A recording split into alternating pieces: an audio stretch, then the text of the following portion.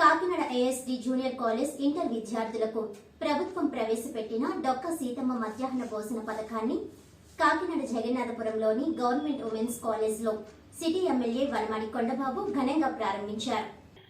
ఈ సందర్భంగా ఆయన మాట్లాడుతూ కాకినాడ నగరంలో ప్రభుత్వ జూనియర్ ఇంటర్మీడియట్ విద్యార్థులకు డొక్క సీతమ్మ మధ్యాహ్న భోజన పథకం ద్వారా రుచికరమైన భోజనాలు ఏర్పాటు చేయడం జరిగిందని తెలిపారు.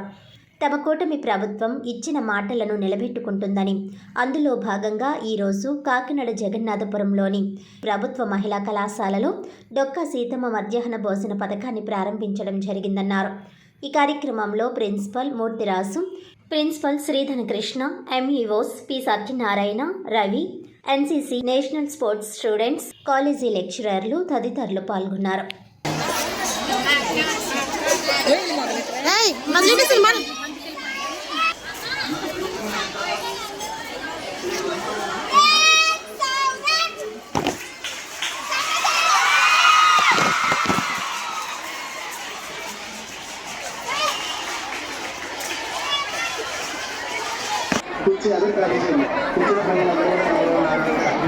కంగారు పడక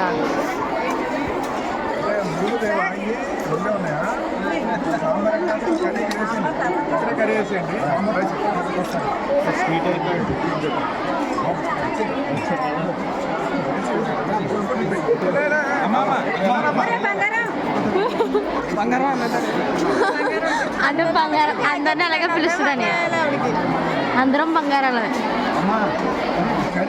అంతే కదా బంగారం. ఇంకేంటి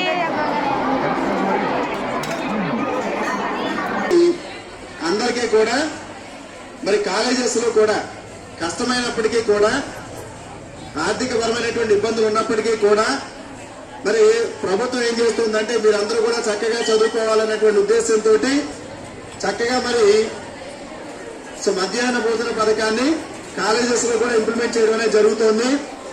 రాబోయేటటువంటి భవిష్యత్తులో అందరూ కూడా ఇక్కడ చక్కగా చదువుకుని హైయర్ స్టడీస్ కంప్లీట్ చేసుకుని మంచి మంచి ఉద్యోగాల్లో స్థిరపడాలని చెప్పేసి మనస్ఫూర్తిగా కోరుకుంటూ, మరి వారసత్వ సంపద దీన్ని కాపాడవలసిన బాధ్యత మీ మీద, మా మీద, మనందరి మీద ఉంది. ముఖ్యంగా ప్లేట్స్ చూస్తే నాకు చాలా హ్యాపీ అనిపించింది. ఏదో ప్లేట్లు రేకుల్లా ఉండేవి, చాలా డెలికేట్ గా ఉండేవి ఇవ్వకుండా చాలా నాణ్యమైన ప్లేట్లు, చాలా క్వాలిటీ ప్లేట్స్ మీకు ఇవ్వడం జరిగింది. వాటిని పరిరక్షించుకోవాల్సిన బాధ్యత ప్రతి ఒక్కళ్ళ మీద ఉందని నేను చెప్తున్నాను. పేరు డొక్కా సీతమ్మ వారదని పెట్టారు.